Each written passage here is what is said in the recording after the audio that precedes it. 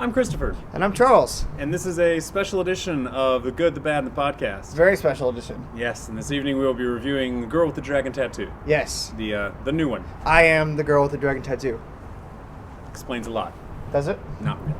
Cool. So let's start kind of explaining the premise of the film. Okay. Synopsis. We're a little rusty. Sure, it's been a while. The film, obviously, Girl with the Dragon Tattoo is one of the main characters in the film.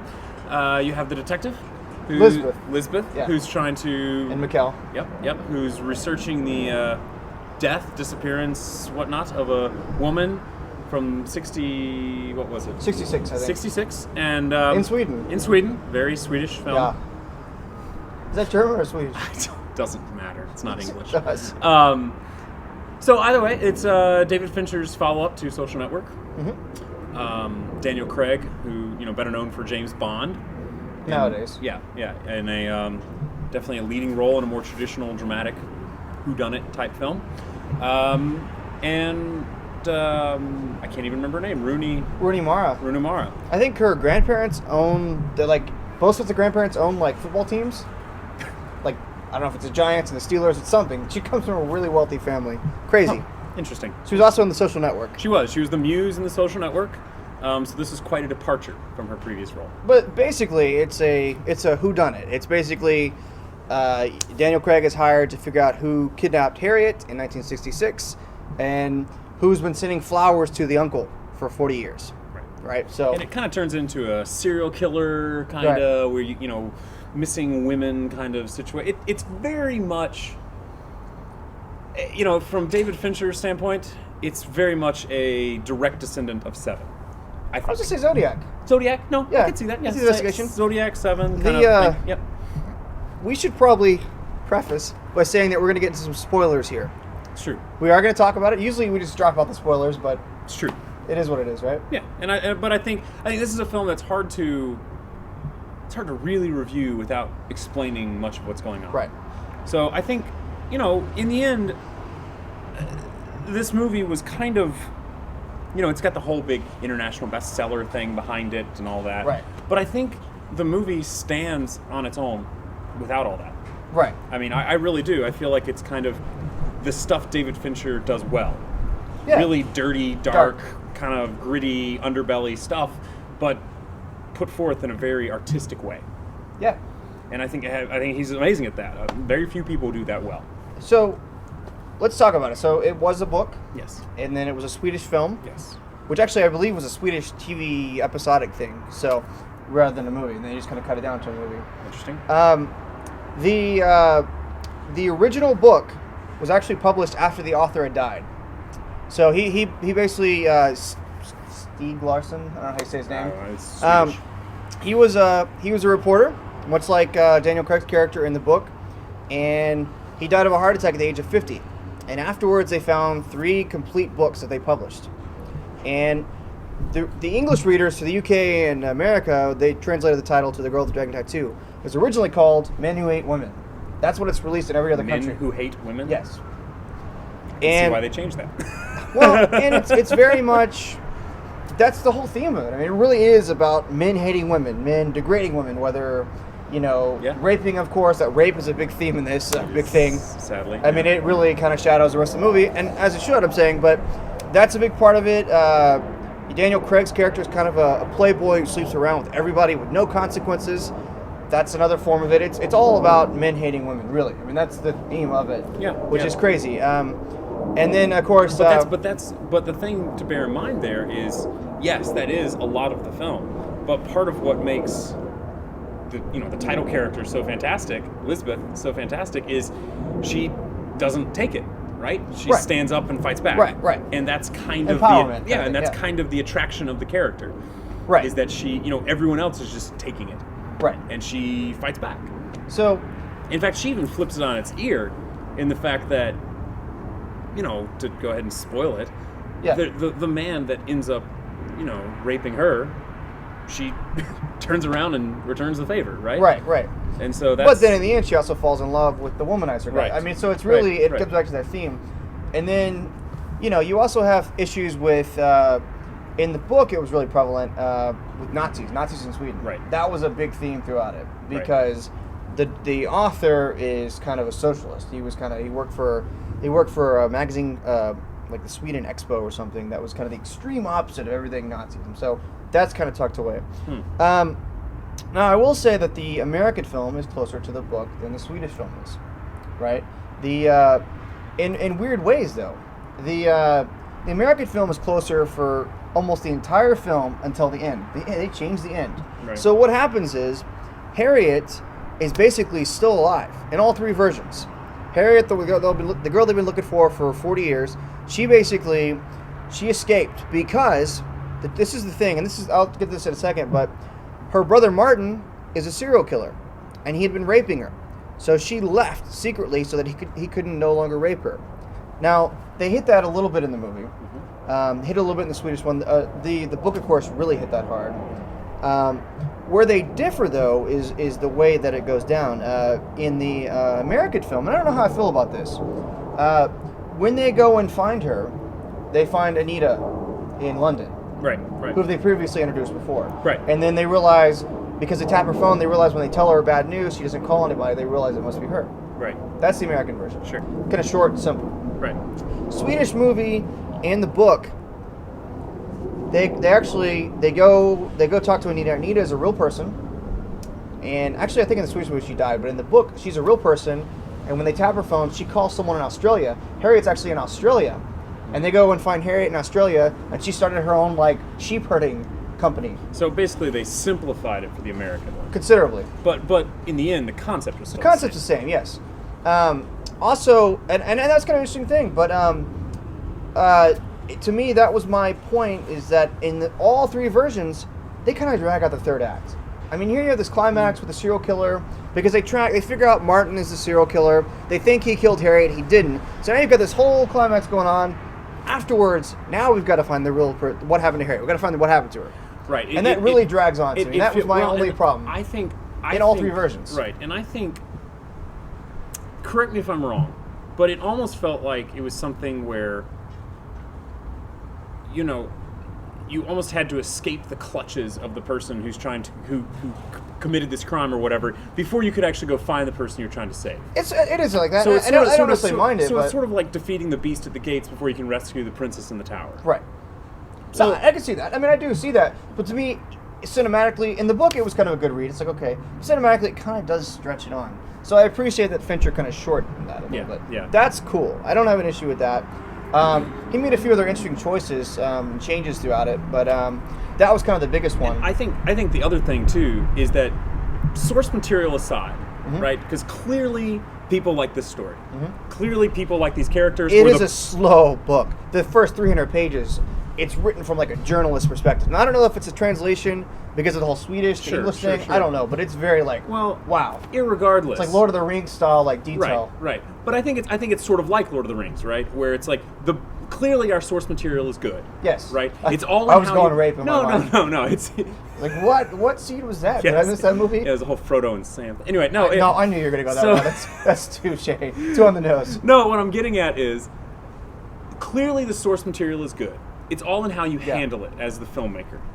And I feel like Fincher did a great job of making a film that could have been, especially for American audiences, very detached. Yeah. Because it is blatantly set in Sweden. That is a huge part of the movie. And it's not just that it's set in Sweden. With no Swedish accents, except for the main girl. Right. Daniel Craig's British. Right. Which was really weird when he has to go to London. He's in London, an Englishman in London, speaking English with an English accent. It's very confusing. Well, and I do wonder how much of that's just we tried it with the other accent and you can't pull it off, so it's easier just it's to like do it Kevin this way, Costner in Robin Hood. Right. Yeah. We won't. Yeah. Anyway. But no. Anyway, the point being though, he did a good job of taking what could have been very, inaccessible for an American audience, right, and made it good. And then he didn't just make it good; he made it very taut. Yeah. You know what I'm saying? Like, because it's long. Yeah. It's like 2.5 hours long. Like it feels. And it has a James Bond intro. That was pretty cool. Yeah, I'm iffy on that still. It was okay. There was no intro in the book. No, well, the anyway, we'll come back to that.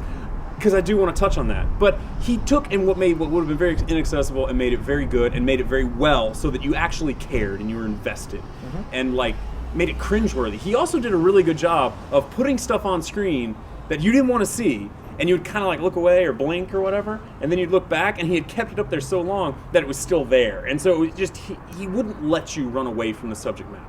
Right. So in those uncomfortable scenes, you're stuck watching. You don't have a choice, right? And okay, so anyway, that aside, his director's craft, his filmmaking was impeccable. Yeah. But the intro sequence, okay, which everyone It's James Bond. It's a it James Bond feels intro. like a James Bond Now that intro. may be unfair because it's got Daniel Craig in it. I don't know. No, it was a and James because I'm really Bond. waiting on the next one, Skyfall. What's the I next? don't know. Whatever it is. I'm excited about that movie. It felt like a James Bond intro. But here's the thing that it reminded me of, and again, I keep coming back to this, but if you remember the intro from 7, where you have like the serial killer like hand stitching the notebooks, and it's got the letters all like, they removed the retaining pin, so it all shook a little bit and everything. They had this crazy long intro that looked and felt kind of like a music video. And so if you go back to Fincher's past, Fincher's making music videos. He made Vogue, and he made all these different things, and like that's Strike a pose. And so that's his thing. And so to me, I was like, okay, I get it. I don't know that it was really the choice I would have made for the movie. I probably wouldn't have had it, but I don't think it hurt the film. But I like the cover, the cover they did. That was nice. It made for a weird feel for the intro of the film. Right, it made you uncomfortable. Right. Now, again, let's go back to Rooney Mara, right? Because she was phenomenally good in this movie. She was more like the original character than the Swedish film, for sure. Completely knocked it out of the park. She's nominated for a Golden Globe, right? She should be. She should be nominated for an Oscar, because the girl was phenomenal. Yeah. I mean, she not only did she change her outward appearance, right? Which either way, not only did she change her outward appearance, but the way that she actually carried herself and moved and acted was just, it was completely different. I mean, especially if you've seen, just Social Network, right? Where she's this nice, clean-cut, pretty little girl from Harvard or wherever she, Boston University, wherever she goes. Then you watch her in this, and you're just like, you're not even the same person. It was crazy. Right. So I mean, she knocked it out of the park. It honestly, to me, it felt like a Daniel Day-Lewis type performance. Just total embodiment. That's what I'm saying. That's what I'm saying. So method acting. She got a lot of those piercings herself. Yeah, I heard about that. Yeah, where she actually did the whole. I mean, she did everything, piercings, and it's nuts. Bleached her eyebrows. Yeah, they were just bleached. They weren't shaved. I don't know. I just know that completely changes her look. It did. It's so weird. Honestly, that did more than anything else. Do you know there are... No, I'm going to get in that. There are websites where they dedicate it to, if you digitally remove someone's eyebrows, what does it do to them? And they have celebrities on there. She's one of the celebrities that completely changed my mind about what she looked like. Because she's very pretty in the Social Network. She was. You get rid of her eyebrows and it's like... How many celebrity websites? Never mind. I don't... Okay. So... can't be that unusual. So... Social Network. Yeah, that's not what we're talking about. Yeah. Girl with the Dragon Tattoo. Scale of 1 to 10. I'm going to give it a 7. A 7? The American one, 7. Now, I liked it, out of all of these, the book, the Swedish film, and the American movie, I like the American movie the best. Okay. Just give it a 7. Probably give the Swedish film a 6, and the book's a 6.5. Okay. So you're saying the movie actually made the book better? Yeah, because it shortchanged that whole third act a little bit. There were some small changes here and there that I really appreciated. One other thing I was going to say, as far as changing plot around, in the movie, he never had to go to jail. They just at the beginning court case, he paid a fine, he was done. Oh, right. In the book, he has to go to jail for like a 3-month period in the middle of the book. And in the Swedish film, they do it at the end. They're like, he gets done with the case and he goes to jail. So the Swedish film kind of dragged it out even further. Yeah, so I did appreciate them kind of nixing that. Yeah. And also the whole in the book he had an affair with Cecilia Wenger, whatever her name is. Grief. Yeah, so they cut that out of both movies. Yeah. So anyway, so because of that, I like that. Okay. So just for the streamlining, you would give the style, you would acting and the performance, acting. Yes, I agree. Yeah. Okay. I really like Christopher Plummer. We didn't mention Christopher Plummer, He was very good. Fantastic. He was only in there for a little while. He's fantastic. He's really good. Yeah. Really I mean, good. no, it was all around great. Yeah. I'd probably actually rate this a little higher. Really? I would probably give this an 8. I would. I like these type of movies. On David Fincher's scale, where does this one set as far as all his movies are concerned? I know Alien 3 is your favorite David Fincher film. So Yeah, that's what I think of when I think David Fincher. I do too. I can't help it. No, I think Little I dog don't alien thing. I don't think this is as good as say his earlier stuff. I still We're say talking like Fight Fight Club. Club 7 are some of his best movies. Social Network. Social Network I would put very high. Benjamin Button I would probably put at the same level. So these are all higher than this movie. Yes. So the other ones you're giving like 9s and 10s to. I would give 8.5 to 9 for those other ones. Okay. Yeah, I Okay. would. I mean, Benjamin Button, I would give very, very high. But again, Benjamin Button has something this one doesn't. Okay, this film, if you stick with your Pritchard scale thing, right, of like importance of subject matter to artfully done, this one artfully done was huge, right? This could not have been done better. The importance of the subject matter, it's a film noir. In the end, it's just a film noir, right? And so to me, the importance is very low.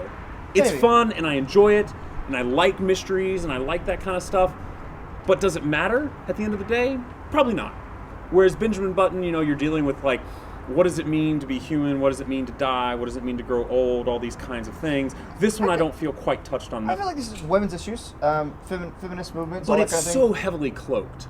In the American one, Yeah, definitely. And so that's where I'm coming If from. they'd have though. called it Men Who Hate Women, maybe it would have been more on the I nose. think I but, don't know. But just based on the movie itself, I don't think the feminist issues or whatnot, the women's right, whatever, Right. however you want to label that, is anywhere near as prevalent as maybe it would be.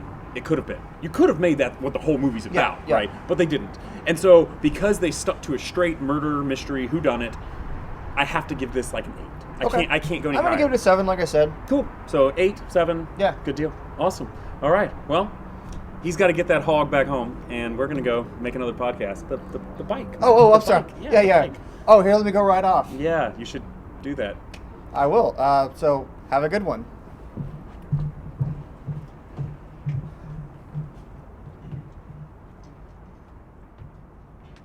Oh, you want me to record you right now? No, I didn't know.